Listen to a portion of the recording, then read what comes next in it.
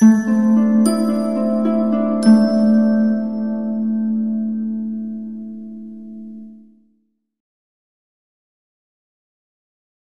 आप सबका एक बार पुनः स्वागत है।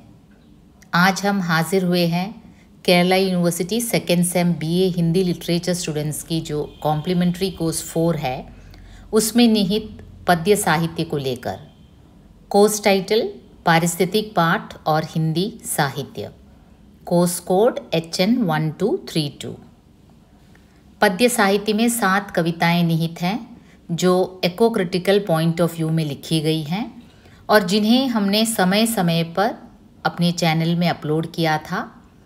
बाबा नागार्जुन जी की कविता धरती, जिसमें धरती को मनमाने ढंग से शोषण करने वाले मानव के प्रति उनका पूरा का पूरा आक्रोश उभर कर आया है, जिसमें वे धरती के पक्ष में खड़े होकर मानव को समझाते हैं कि वो वास्तव में क्या चाहती है, यानी कि धरती वास्तव में हमसे क्या चाहती है।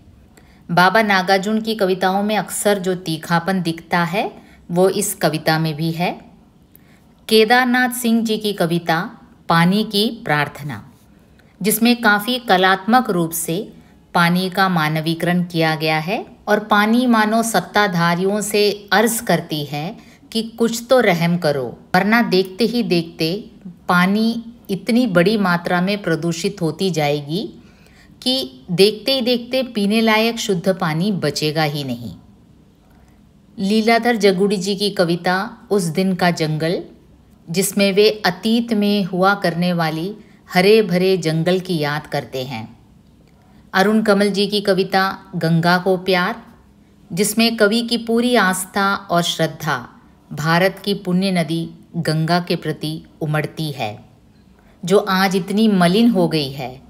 मानव जो प्रकृति के सभी संसाधनों के प्रति षड्यंत्र करता आ रहा है, वही षड्यंत्र गंगा का प्राण लिए जा रही है, जिसके प्रति कवि चेतावनी देते हैं। अनामिका जी की कविता हरियाली है एक पत्ती का खो जाना, जिसमें धीरे धीरे पेड़ों के काटे जाने और विकास के नाम पर सफाया किए जाने वाले जंगलों के प्रति वे चिंता जाहिर करती हैं। और प्रकृति के वक्ता ज्ञानेंद्रपति जी की कविता गंगा स्नान, जिसमें गंगा की पवित्रता के नष्ट हो जाने और बुजुर्गों के मन में गंगा के प्रति जो पवित्र भावना है उसे नई पीढ़ी द्वारा न समझे जाने पर दुख जाहिर किया गया है। और अंत में दलित लेखक ओम प्रकाश वाल्मीकि जी की कविता पेड़, जिसमें पेड़ के अस्तित्व पर विचारा गया है कि जैसे पेड़ में पत्तों का होना ही पेड़ को सार्थक करता है, पेड़ से जैसे ही पत्ते झड़ जाएंगे पेड़ पेड़ ही नहीं रहता। तो इन 7 कविताओं को हम यहाँ एक साथ ले आए हैं, जिनमें कुछ एक की व्याख्या भी चैनल में अपलोडेड है और जैसे जैसे अन्य कविताओं की व्याख्या अपलोड की जाएगी उसके लिंक भी नीचे डिस्क्रिप्शन बॉक्स में शामिल किया जाएगा। कविताओं की ओर जाने से पहले देख लेते हैं पारिस्थितिक पाठ क्या होता है, उसका साहित्य से क्या संबंध है और हिंदी साहित्य में पारिस्थितिक पाठ किस हद तक देखने को मिलता है। क्या है ये पारिस्थितिकीवाद? इस टर्म से ही व्यक्त है कि ये वाद पारिस्थितिकी अर्थात इकोलॉजी से रिलेटेड है और इकोलॉजी रिलेटेड है पर्यावरण से अथवा एनवायरनमेंट से। तो पहले हम समझ लेते हैं एनवायरनमेंट अथवा पर्यावरण क्या है। നമ്മൾ എക്കോ ക്രിറ്റിസിസം അല്ലെങ്കിൽ പാരിസ്ഥിതികവാദ് അതിനെപ്പറ്റിയുള്ള കവിതകളും കഥകളും ഒക്കെയാണ് നിങ്ങളുടെ ഈ സെമ്മിൽ നിങ്ങൾക്ക് പഠിക്കാനുള്ളത്. പക്ഷേ അത് പഠിക്കുന്നതിന് മുമ്പ് ഇതിൻ്റെ പർപ്പസ് എന്താണ് എക്കോ ക്രിറ്റിസിസം, എന്തിനാണ് ഇങ്ങനെ ഒരു സ്റ്റഡി ഇപ്പം ഇവോൾവായി വന്നിരിക്കുന്നത്? പണ്ടിതൊന്നും ഇല്ലായിരുന്നു ഇല്ലേ? അപ്പോൾ അത് എന്താണ്? അതൊരു പർപ്പസ് കൊണ്ടാണ്, ഒരു പർപ്പസ്ഫുൾ മൂവ്മെൻ്റ് ആണ് ഈ ഒരു എക്കോ ക്രിറ്റിസിസം. അതെന്താണെന്ന് അറിയണമെങ്കിൽ നമ്മൾ ആദ്യം पर्यावरण അല്ലെങ്കിൽ എൻവയൺമെൻറ്റ് എന്താണെന്ന് അറിയണം. हमारे चारों ओर का आवरण अर्थात हमारे चारों ओर का परिवेश पर्यावरण के अंतर्गत आता है. നമ്മുടെ ചുറ്റിനും കാണുന്നവ അതെല്ലാം എൻവയൺമെൻറ്റിനുള്ളിൽ വരും. उसमें क्या क्या आते हैं? हमारे चारों ओर के प्राकृतिक पदार्थ. പ്രാകൃതിക് പദാർത്ഥം എന്ന് പറയുമ്പം അതിൽ everything that is around us, that is known as environment. അതിൽ ലിവിങ്ങും ഉണ്ട്, നോൺ ലിവിങ്ങും ഉണ്ട്. ലിവിങ് അഥവാ ബയോട്ടിക് എൻവയൺമെൻറ്റിൻ്റെ രണ്ട് വിഭാഗങ്ങളാണ്. ഒന്ന് ലിവിങ് അല്ലെങ്കിൽ ബയോട്ടിക്, അതിനെ ഹിന്ദിയിൽ ജൈവിക് ഘടക് എന്ന് പറയും. അതിലെന്തൊക്കെയാണ് വരുന്നത്? ഹ്യൂമൻസ് വരും, animals, birds, plants, microorganisms, even പുഴു, എല്ലാം കീടങ്ങളും പുഴുക്കളും എല്ലാം ബയോട്ടിക് കോമ്പോണൻ്റായിട്ട് വരും എൻവയൺമെൻറ്റിൻ്റെ. Biotic means living. ഓക്കെ, അതിൽ പ്ലാന്റ്സ് വരും, എല്ലാം വരും. മത്സ്യങ്ങൾ വരും. ഇതെല്ലാം ജൈവിക് ഘടകാണ്. ടേംസ് നിങ്ങൾ 1-2 പ്രാവശ്യം കേൾക്കുമ്പോൾ നിങ്ങൾക്ക് മനസ്സിലാവും. പിന്നീട് വരുന്നത് നോൺ ലിവിങ് അഥവാ അബയോട്ടിക് അല്ലെങ്കിൽ അജൈവിക്. ഹിന്ദി ടേം അജൈവിക് ആണ്. അതിൽ വാട്ടർ, ലാൻഡ്, എയർ, ജലം, നദി, പൃഥ്വി, പർവ്വതം, മണ്ണ് എല്ലാം വരും. അതെല്ലാമാണ് നോൺ ലിവിങ് കോമ്പോണൻറ്റ്സ്. तो ഈ ലിവിങ്ങും നോൺ ലിവിങ്ങും इन सब के बीच जब एक संतुलन रहेगा यानी बैलेंस रहेगा तब पर्यावरण अथवा एनवायरनमेंट सुखद एवं स्वस्थ रहेगा. ഈ ലിവിങ്ങും നോൺ ലിവിങ്ങും ഈ കോമ്പോണൻറ്റ്സ്, എൻവയൺമെൻറ്റിൻ്റെ ഈ രണ്ട് കോമ്പോണൻറ്റ്സ് തമ്മിൽ ഒരു പ്രോപ്പർ ബാലൻസിങ് ഉണ്ടെങ്കിൽ എൻവയൺമെൻറ്റ് എങ്ങനെയായിരിക്കും? സ്വസ്ഥായിരിക്കും, ഹെൽത്തി ആയിരിക്കും. किसी भी एक घटक का शोषण अथवा दुरुपयोग इस संतुलन को बिगाड़ने के लिए पर्याप्त है. ഈ components both living and non living, അതിൽ പൃഥ്വി, പർവ്വത്, ലാൻഡ്, വാട്ടർ, എയർ, പിന്നെ മനുഷ്യർ, മൃഗങ്ങൾ, പക്ഷികൾ, ഇതിനെല്ലാം തമ്മിൽ ഏതെങ്കിലും 1-2 ദുരുപയോഗം അല്ലെങ്കിൽ അതിൻ്റെ ഒരു ഇംബാലൻസ് ടോട്ടൽ എൻവയൺമെൻറ്റിനെ എഫക്റ്റ് ചെയ്യും. लेकिन हम मानव विकास के नाम पर इस पर्यावरण को प्रदूषित करते जा रहे हैं. പക്ഷേ ഇത്രയും ലിവിങ്ങും നോൺ ലിവിങ് കോമ്പണൻസ് ഉള്ളതിൽ മനുഷ്യന് സ്വയം എന്തോ ഒരു സുപ്പീരിയറാണ്, ഈശ്വരൻ്റെ ഏറ്റവും മഹത്തായ ഒരു സൃഷ്ടിയാണെന്ന് സ്വയം കൽപ്പിക്കുകയും സ്വയം ധരിക്കുകയും ഈ മറ്റ് കോമ്പോണൻസിനെ എല്ലാം അമിതമായി ചൂഷണം ചെയ്യുന്ന ഒരു പ്രവൃത്തി ദുർഭാഗ്യവശാൽ നമ്മളിൽ ഉണ്ട്. और इस पर्यावरण को वो इतना अधिक प्रदूषित करता जाता है और फलस्वरूप क्या होता है? जल प्रदूषण, वायु प्रदूषण, ध्वनि प्रदूषण, ऐसे अनगिनत प्रदूषण, ഒരു 1000 പൊല്യൂഷൻസ് നമ്മൾ ക്രിയേറ്റ് ചെയ്യും. वैज्ञानिक उपलब्धियों को हासिल करने की भागदौड़ में जाने अनजाने उसके हाथों प्राकृतिक संसाधनों का दोहन होता आ रहा है. നാച്ചുറൽ റിസോഴ്സസിനെ വല്ലാതെ ചൂഷണം ചെയ്യുന്ന ഒരു പ്രവൃത്തി മനുഷ്യനിൽ ജാനെ അൻജാനെ, അറിഞ്ഞോ അറിയാതെയോ, കാരണം അവൻ സ്വയം കരുതുന്നത് അവന് വേണ്ടിയാണ് ഈ പ്രകൃതി, അപ്പം അവന് ചൂഷണം ചെയ്യാൻ വേണ്ടിയാണ്, എല്ലാ റിസോഴ്സസും അവന് വേണ്ടിയാണ്. അപ്പം അതിൽ അവൻ ഈ കാണിച്ചു കൂട്ടുന്നതിൽ മറ്റ് മൃഗങ്ങളുണ്ട്, മറ്റ് പക്ഷികളുണ്ട്, ജലം മലിനമാകുന്നു, വായു മലിനമാകുന്നു. ഇതിനെല്ലാം ഫലമായിട്ട് അമിതമായി ചൂട് എൻവയൺമെൻറ്റിൽ ഉണ്ടാകുന്നു, അമിതമായി വെള്ളപ്പൊക്കം ഉണ്ടാകുന്നു, അല്ലെങ്കിൽ ആസിഡ് റെയിൻ ഉണ്ടാകുന്നു. ഇതെല്ലാം കൂടി വന്നപ്പോൾ ഇതിനൊരു അന്ത്യം വരുത്താൻ വേണ്ടി ലിറ്ററേച്ചറിലൂടെ മനുഷ്യനെ എങ്ങനെ ഇതിനെ ഒന്ന് ഈ ഒരു അവബോധം ക്രിയേറ്റ് ചെയ്യാം എന്നുള്ളതിൻ്റെ ഒരു ആകസത്താണ് എക്കോ ക്രിറ്റിസിസം അല്ലെങ്കിൽ പാരിസ്ഥിതികി വാദ്. എക്കോളജി अथवा पारिस्थितिकी में इसी समस्या को हल करने का एक श्रम है. अंग्रेजी में प्रयुक्त എക്കോളജി शब्द का पर्यायवाची शब्द है പാരിസ്ഥിതികി. ഈ ഒരു പ്രശ്നങ്ങളെല്ലാം, എൻവയൺമെൻറ്റിൻ്റെ ഈ ഒരു പ്രശ്നങ്ങളെല്ലാം സ്റ്റഡി ചെയ്യുന്ന ഒരു സയൻസാണ് എക്കോളജി. ഓക്കെ, तो എക്കോളജി എന്താണ്? इस समस्या का हल करने का एक श्रम है. अंग्रेजी में प्रयुक्त एकोलॉजी शब्द का पर्यायवाची शब्द है पारिस्थितिकी. ग्रीक शब्द इकोस और लोगोस के मेल से बना है. ഈ എക്കോളജി എന്ന ടേം ഉണ്ടായത് ഒരു ഗ്രീക്ക് വേർഡ് ഈക്കോസ് ലോഗോസ്, കാരണം കൂടുതലും ഫിലോസഫീസ് എല്ലാം ഗ്രീസിൽ നിന്നാണ് പഴയ കാലത്ത് ഇവോൾവ് ആയി വന്നത്. അപ്പോൾ ഒരു ഗ്രീക്ക് വേർഡ് ഈക്കോസ് ആൻഡ് ലോഗോസ്. ഈക്കോസിൻ്റെ അർത്ഥം എന്താണ്? ആവാസസ്ഥാൻ, വാസസ്ഥലം, യാനി ഹാബിറ്റാറ്റ്. और ലോഗോസ് का अर्थ हुआ വിജ്ഞാൻ, സയൻസ്.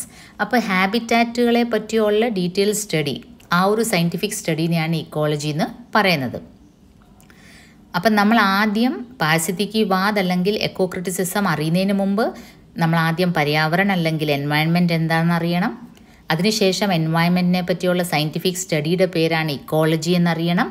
അതിനുശേഷമാണ് നമ്മൾ പാരിസ്ഥിതികവാദ് എന്താണ് അതിലേക്ക് വരുന്നത്. संक्षेप में इकोलॉजी का अर्थ हुआ जीव जंतुओं का आवास स्थान अथवा पर्यावरण संबंधी विज्ञान.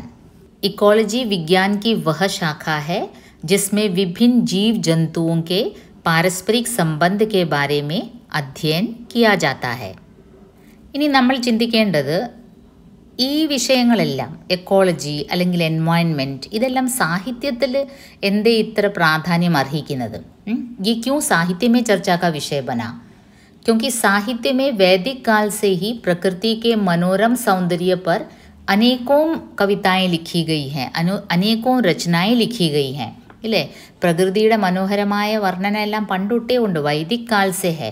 सूर्य की किरणों पर लिखा गया है कविता, इंद्रधनुष की मनोहारिता पर, पर्वत श्रृंखलाओं की दृढ़ता पर, झरनों में बहते पानी पर, ഗരസ്തെ മേഘോം പർ. ഇതിനെല്ലാം ഈ പ്രകൃതിയിലെ ഈ തത്വങ്ങളിലെല്ലാം പണ്ടേ സാഹിത്യത്തിൽ അതിൻ്റെ സൗന്ദര്യം വർണ്ണിച്ചിട്ടുണ്ട്. മനുഷ്യൻ എപ്പോഴും സൗന്ദര്യത്തിൻ്റെ ഒരു ആസ്വാദകനാണല്ലോ. അപ്പോൾ ഈ nature loving poets, romantic poets നമ്മുടെ ഹിന്ദിയിൽ ഛായാവാദി കാവ്യത്തിലൊക്കെ അത് വളരെ കൂടുതലായിരുന്നു. ഫിർ ആജ്കൽ जो पारिस्थितिकीवाद अथवा എക്കോ ക്രിറ്റിസിസം चलन में है वो क्या है? അത് പാശ്ചാത്യ സാഹിത്യത്തിൽ 20वीं शताब्दी के अंत में 20th സെഞ്ചുറിയുടെ എൻഡ് ടുവേർഡ്സ് ദി എൻഡ് ആയപ്പോഴാണ് ഈ എക്കോ ക്രിറ്റിസിസം അഥവാ പാരിസ്ഥിതിക് വിമർശ് എന്ന് പറഞ്ഞൊരു ഡിസ്കോഴ്സ് തന്നെ തുടങ്ങിയത്.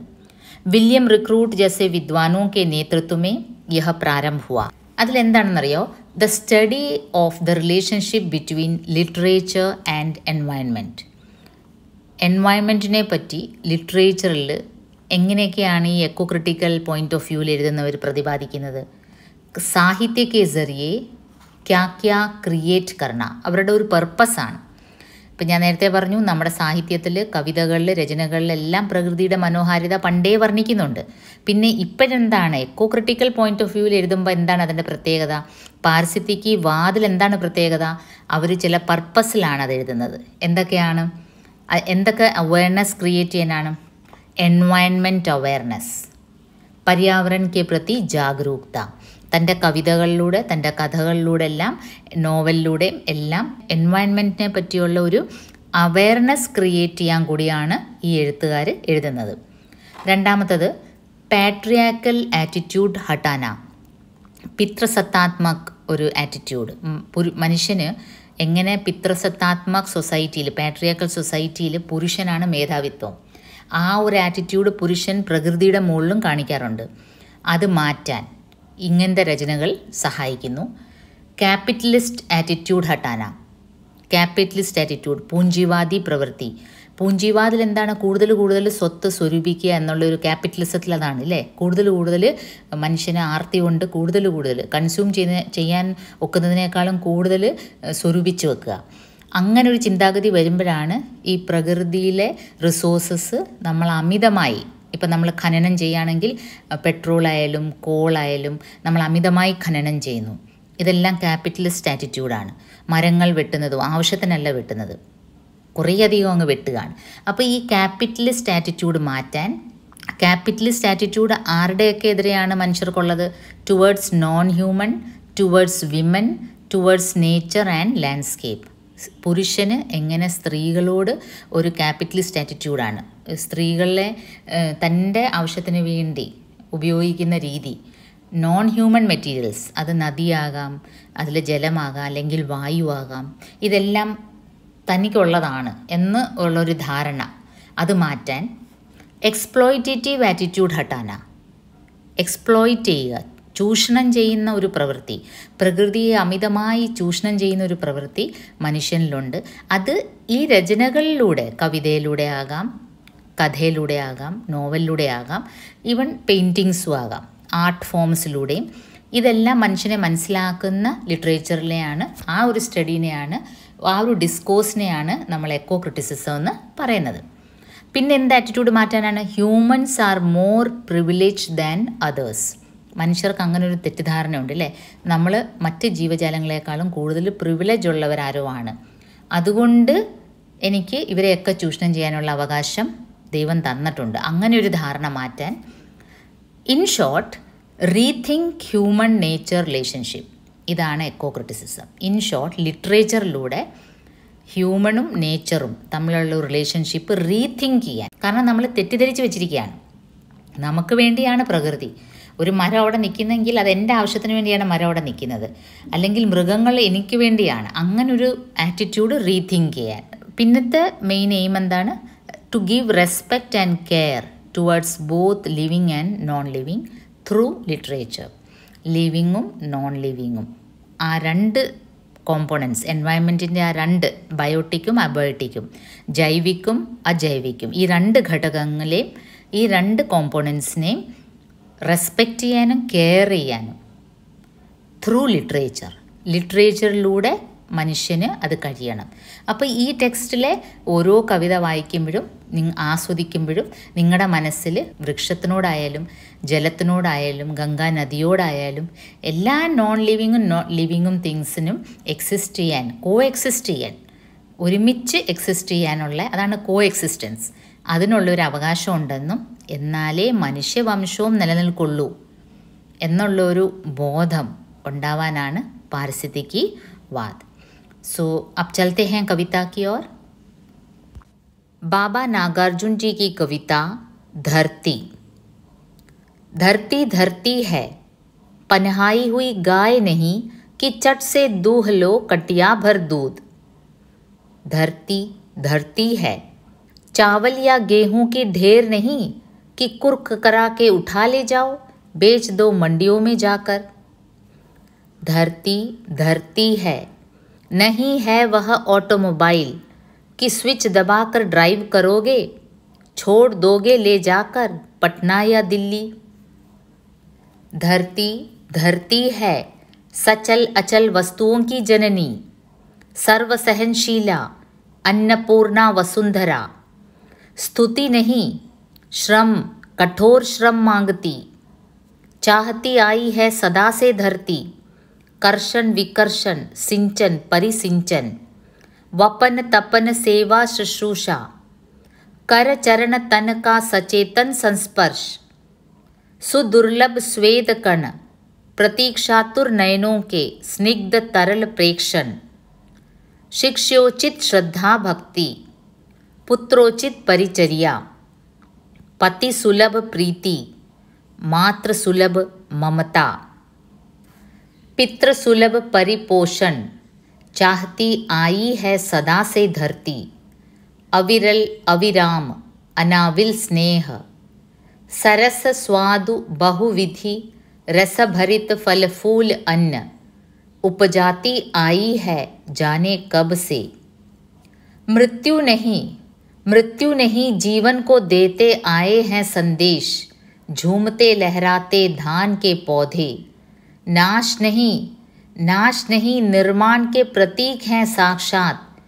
दिगंत फैले हरित शाद्वल क्षेत्र, जिन्हें देख देख अघाते नहीं नेत्र.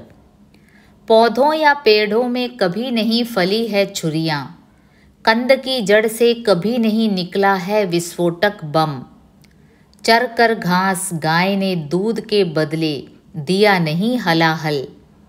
सोख कर धरती का रस जहर नहीं बरसाता कभी भी बादल. निछावर हम इस पर, तुम्हारी नहीं हमारी है धरती. सुनो हे वज्रपाणी युद्ध व्यसनी दानव, सुनो हे अशोभन अमंगल अघायु. तुम्हारा अपावन स्पर्श नहीं चाहती अहल्या कल्याणी चिरकुमारी धरती. नजर उठाओ देखो उस ओर, कर्म मुखर श्रमशील उद्गम सुख सुविधा के.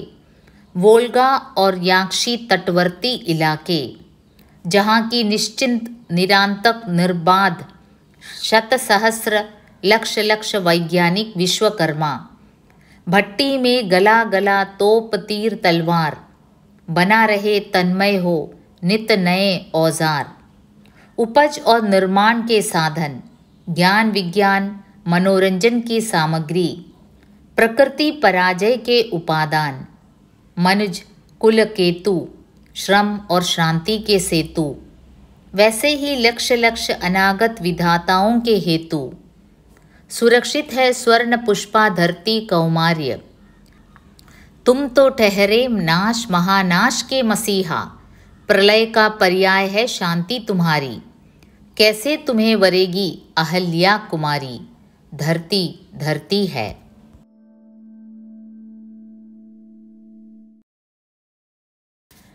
केदारनाथ सिंह जी की कविता पानी की प्रार्थना। प्रभु, मैं पानी, पृथ्वी का प्राचीनतम नागरिक, आपसे कुछ कहने की अनुमति चाहता हूँ। यदि समय हो तो पिछले एक दिन का हिसाब दूँ आपको।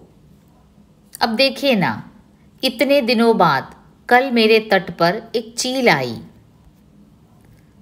प्रभु, कितनी कम चीलें दिखती हैं आजकल, आपको तो पता होगा। कहाँ गई वे? पर जैसे भी हो, कल एक वो आई और बैठ गई मेरी बाजू में। पहले चौंक कर उसने इधर उधर देखा, फिर अपनी लंबी चोंच गड़ा दी मेरे सीने में। और यह मुझे अच्छा लगता रहा प्रभु, लगता रहा जैसे घूंट घूंट मेरा जन्मांतर हो रहा है एक चील के कंठ में, कंठ से रक्त में, रक्त से फिर एक नई चील में। फिर काफ़ी समय बाद दिन के कोई तीसरे पहर एक जानवर आया, हकासा पियासा, और मुझे पीने लगा चबर चबर। इस अशिष्ट आवाज़ के लिए क्षमा करें प्रभु, यह एक पशु के आनंद की आवाज़ थी, जिससे बेहतर कुछ नहीं था उसके जबड़ों के पास। इस बीच बहुत से चिराई चुरंगा, मानुष अमानुष सब गुजरते रहे मेरे पास से होकर। बल्कि एक बार तो ऐसा लगा कि सूरज के सातों घोड़े उतर आए हैं मेरे करीब, प्यास से बेहाल। पर असल में जो आया वह एक चरवाहा था।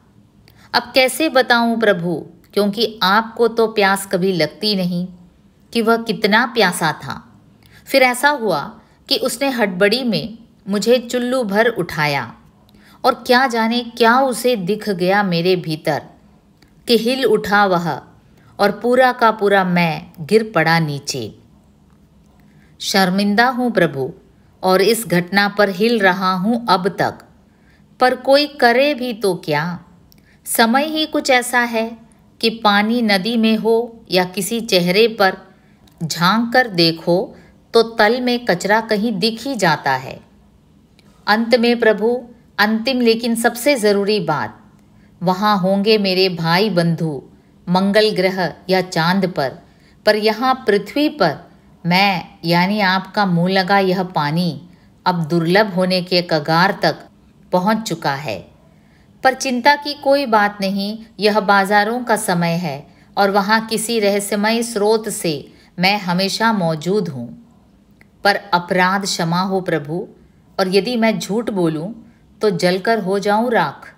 कहते हैं इसमें आपकी भी सहमति है।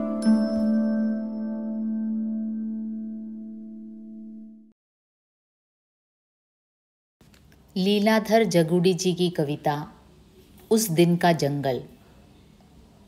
पिछले पतझड़ में हम कितने रोशन थे, जैसे उजाले के दो पेड़।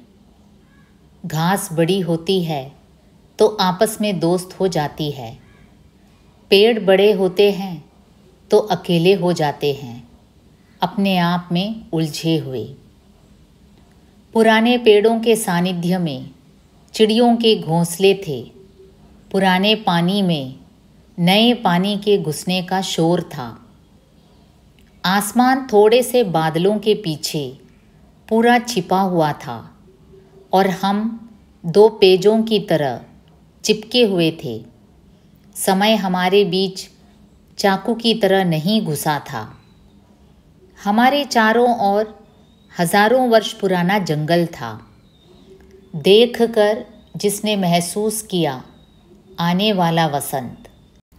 दूर उस दिन वह ऐसा जगा हमारे लावण्य भरे चेहरे खाकर कि रातों रात अपनी खाल का रंग बदलने लगा।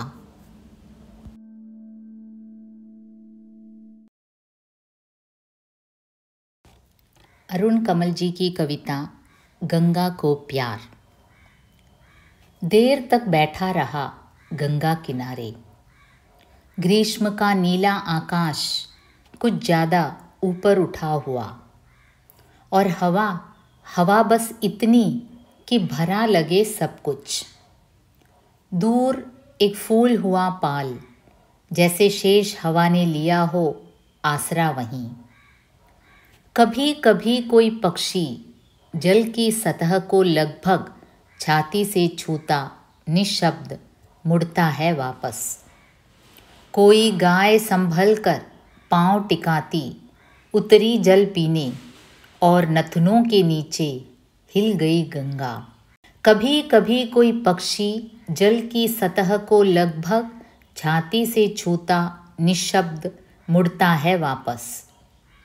कोई गाय संभल कर पाँव टिकाती उतरी जल पीने, और नथनों के नीचे हिल गई गंगा।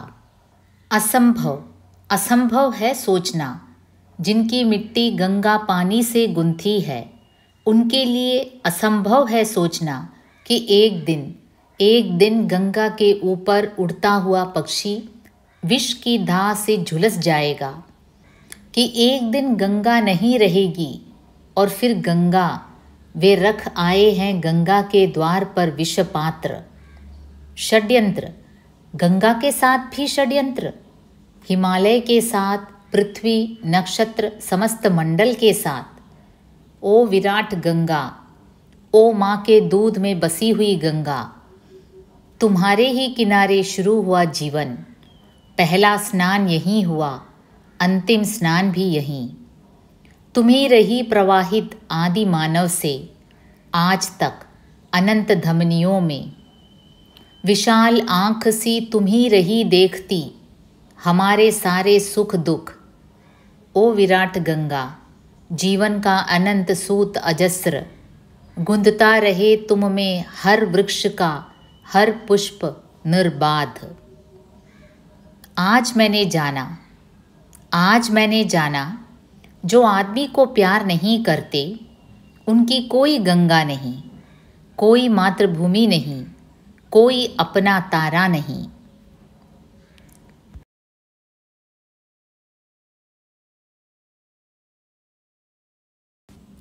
अनामिका जी की कविता हरियाली है एक पत्ती का खो जाना। मेरे चारों ओर लकड़ियां हैं, मेरा मन नहीं लगता। एक कुल्हाड़ी भी है, मेरा मन फिर भी नहीं लगता। कुल्हाड़ी गाती है, इसकी ठक ठक ठक ठक में छंद है ज़रूर, कुछ तो हो ही रहा है। आखिर इन्हीं कुंदों के दरवाजे बनेंगे और खिड़कियाँ। कुछ लोग जाएंगे, कुछ आएंगे। कितनी बुरी बात है, मेरा मन फिर भी नहीं लगता। एक पत्ती मेरी थी, वही दरअसल खो गई है। अपने को डांटती हूँ मैं रोज़, क्या हुआ, पत्ती ही तो थी। इतनी सी पत्ती, हरी थी तो क्या, आखिर एक पत्ती की क्या बिसात। हरियाली एक पत्ती का नाम थोड़े है, हरियाली है एक पत्ती का खो जाना छतनार पत्तों के जंगल में। और ये जो कहीं मन ही नहीं लगने का सारा चक्कर है, दरअसल है एक ज़िद्दी धमक, किसी ठूंठ पर पत्ती के फिर फूट पड़ने की। यही धमक सुनती हूँ गई रात, ओस टपकती है जब दुनिया की हर ठूंठ पर।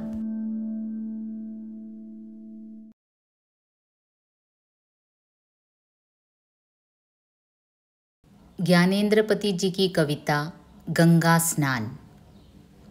गंगा में स्नान कर रही वह बूढ़ी मैया, दो ओर से बाहें पकड़े बेटे बहू को लिए सीढ़ियाँ उतरती आई थी जल तल तक, जो कूदती कहरती निहुरी दुहरी वह बूढ़ी मैया दूर से आई।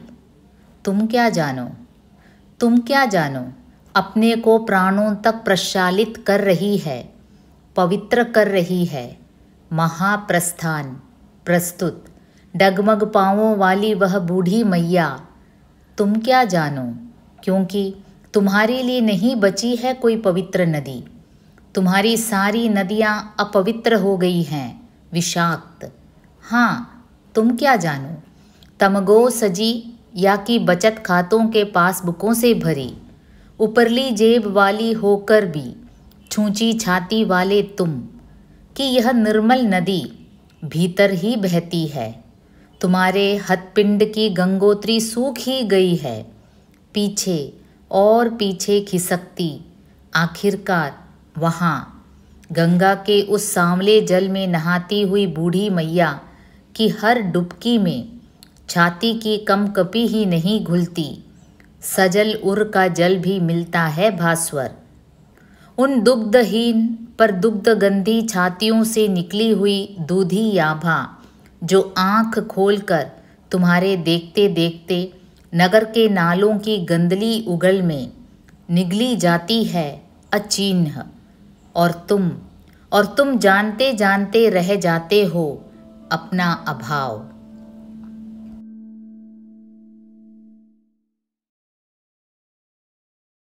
ओम प्रकाश वाल्मीकि जी की कविता पेड़।